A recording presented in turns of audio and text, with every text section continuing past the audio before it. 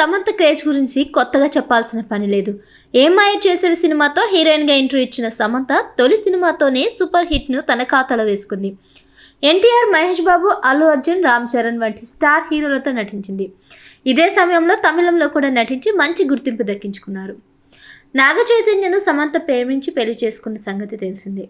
అయితే వీరి మధ్య తీవ్ర విభేదాలు రావడంతో ఈ జంట విడాకులు తీసుకున్నట్లు ప్రకటించారు. విడాకుల అనంతరం సమంత బాలీవుడ్లోకి ఎంట్రీ ఇచ్చింది. ఇదిలా ఉంటే సమంత ఇండస్ట్రీకి వచ్చి 15 ఏళ్లు పూర్తి చేసుకుంది. ఈ సందర్భంగా సోషల్ మీడియా ద్వారా ఆమె రియాక్ట్ అయ్యారు.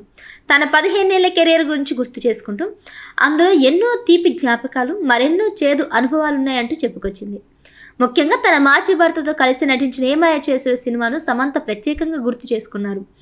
ఏమాయ చేసేవలో ప్రతి సీను తనకు గుర్తుందని, గేటు దగ్గర నిలబడి కార్తిక్ను కలిసేది తనకు ఫస్ట్ సీన్ అని అన్నారు సమంత.